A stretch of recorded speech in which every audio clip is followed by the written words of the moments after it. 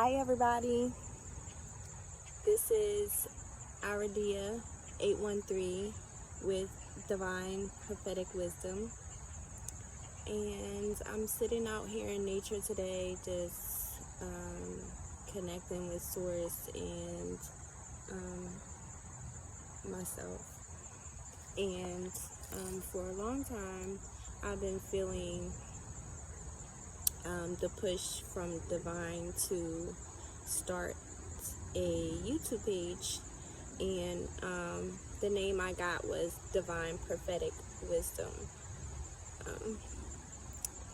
For a while I've been going on a very deep ascension journey, and really realizing myself and who I am and why I'm here and what I'm meant to do. Let me say this. Let me rewind, because we all have multiple awakenings, right? I recently was divorced. It's been a year now, and I'm happy about it. I think it was the best thing I could have done for myself. But beforehand, I started having awakenings to coming out of the matrix, the 3D matrix. Maybe 5 years or so before I actually started separating myself from my ex-husband. And I'm gonna say it was around the time that Sandra Bland was killed, murdered, because that woman was murdered. And it really affected, oh my, I hope they're okay. At the time, it really affected me, especially as a black woman. And at the time, I really felt like, oh my God, that could have been me. That's so messed up. And my heart really broke for her. And it really just started to wake me up to the reality of things that go on in our country, and the injustices and inequalities that are around us in our everyday life. And it just was like a snowball effect. It was a snowball effect. It led me back to myself on a deeper level, spiritually.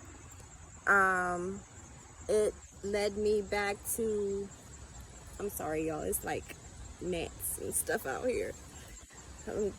I like nature, but I don't like the bugs. It led me back to myself on a deeper level, spiritually, and more recently, I've really began to have a deeper understanding of my gifts and my intuition and my connection with my ancestors and source and my spiritual guides. And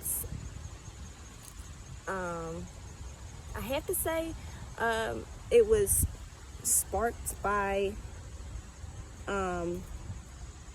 the divorce and me just wanting to really understand why it is that I went through a lot of the things that I did in my marriage. Because I went through a very, very toxic time with my ex-husband, and I had to realize that for a long time I just stayed in the situation that I did out of comfortability. And I'm not saying that I didn't care for him or I didn't love him at all. That's not what I'm saying. But I really just feel like at a certain point, I was not accepting the fact that I was really uncomfortable in the situation. I was accepting things that I shouldn't have accepted. And it was all out of, a lot of it was fear. A lot of it was things that I needed to work through internally, because of things that happened in my childhood. I think, we all know it leads us back to our childhood and trauma that I experienced. And even though I had a 2-parent household, there were things that happened within the dynamic of me and my parents' connection that I can see how it affected me in my relationships. And so, it just,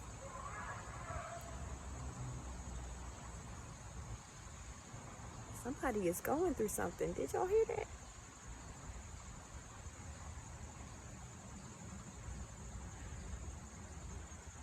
Anyway,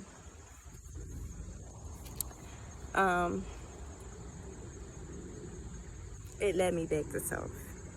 I said all that to say it led me back to myself. And I also realized that I'm a twin flame. I'm a divine counterpart. And I did meet him. And yeah, we go through the runner chaser thing just like every twin flame journey is. But it has sparked an even deeper thirst for me to want to connect with me. Even though I can't explain the love that I feel for this man on a very deep spiritual level. And I want to be with him in the 3D. I understand that everything has to happen in divine timing, and that this journey is really all about us connecting with ourselves, about us working through the things that we 8:13 on the timer, about working through the things that we need to heal from our childhoods, both of our childhoods, and relationships that we've been in. And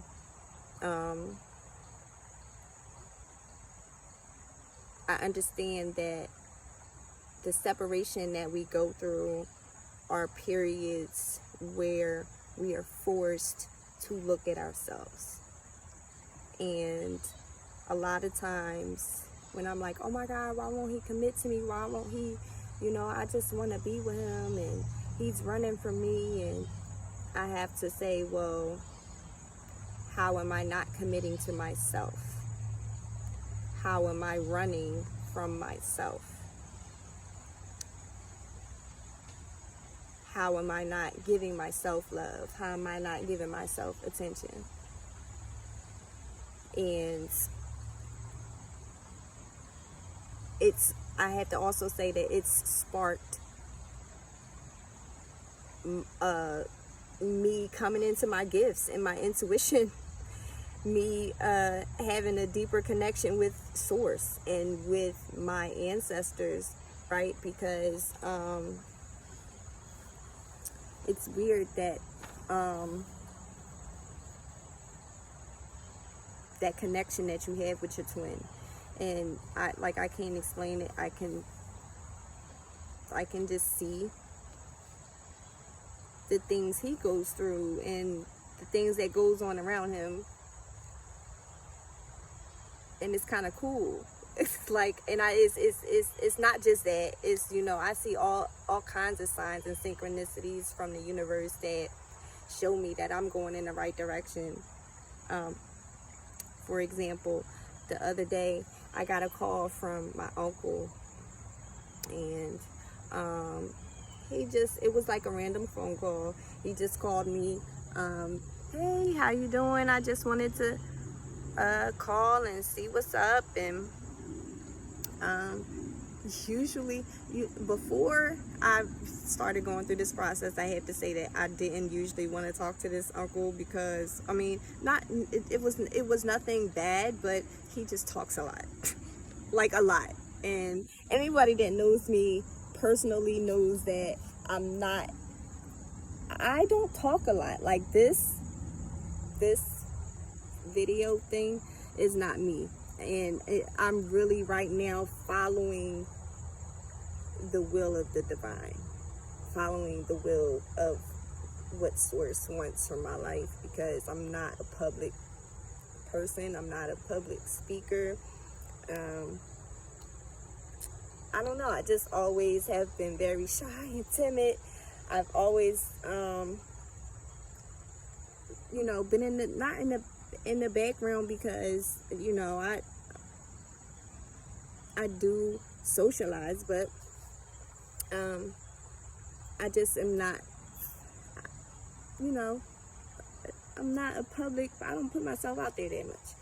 And the divine just is telling me to, you know, go with it. I kind of feel like Jonah in the well right now. But anyway, let me get back to the story with my uncle. My uncle calls me, and he's just trying to check up on me. And he starts talking about my auntie, and she passed away. It's been about a year now. Her birthday just passed, 7/27. I gotta look that number up, because that just sounds like a powerful number, 7/27. But let me know if you know what that number means, by the way. But I was, you know, he was talking about my auntie, and he mentioned how he found a journal that she kept, and he was saying how the journal had a lot of things she had written about him and their relationship, and things that they went through, and things about the kids, which are my cousins, my big cousins. Because I came around, my mom was 45 when she had me, so everybody was way older than I was. And so they were the ages that my aunts and uncles should have been. But anyway,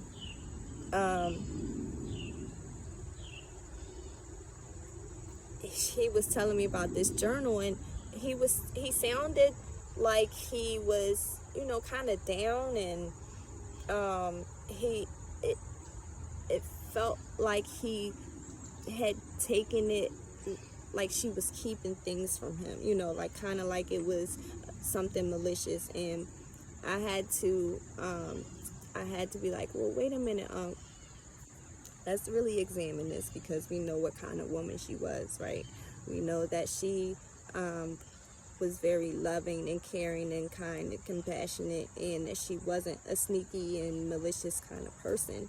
And I really believe in life, you know. And at this time that I'm talking to him, I feel myself standing in who I am and who the divine has shown me that I am, and that I'm meant to heal, and I'm meant to not only heal but break generational curses in my family. And so the energy of this conversation just amped up to like 50 and like 100. Let me say that, because it was just crazy. And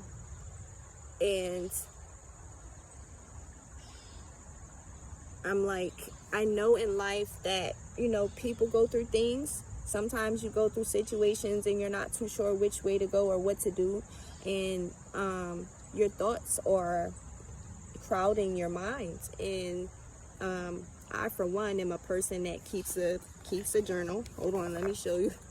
I'm out here with my journal right now, and I have several of them for different things. This one is my download journal. I just bought this one because my guides told me to. And I was like, you know, sometimes keeping a journal is the healthiest way to work through the things that we're going through in our head. And so look at it like she was giving herself self-love. She was working through the things that she needed to heal in order for her to be the woman that we needed her to be, in order for her to be the wife that you needed, in order for her to be the mother that you needed, in order for her to be the partner, it's you know, as far as, because she worked too financially, that you needed, and kept the household, you know. So, you know, don't take it as a malicious thing. Take it like she was healing herself in order to be able to, you know, filling her own cup, and in order to be able to take care of everybody else, and you know, the overflow of her cup was given to you guys, instead of her depleting herself in order to care for the ones that she loved. And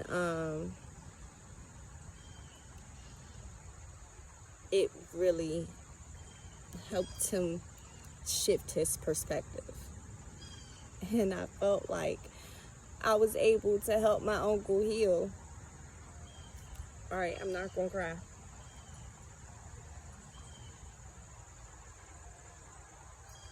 I felt like I was able to help my uncle heal. My uncle is like 70 something years old, right? So that's big. Just because we know that older people, it's hard to teach them things. It's hard to get them to change their perspective about anything. But this particular uncle, he's different. You know, I really believe that he understood. Like, he really, the whole time, he really listened to me, even though I'm way younger than him, you know. And people from that generation don't tend to, you know, they say children are meant to be seen and not heard, and they don't really value our opinions and our, you know, our thought processes and how we perceive things. It just touched my heart that he, first of all, listened to me, and that I was able to help him and get through to him. And I just feel like Spirit sent that situation to me to really show me how I am able to help people, how I'm able to heal. And I don't know, I'm making this video first of all because I'm following Divine's will. Like I said, I'm being obedient. It feels weird, but I really feel like somebody else out there can benefit from this message. Somebody else can benefit from my journey and the things that I've been recently going through. And I really hope this helps. And I really hope those people are okay.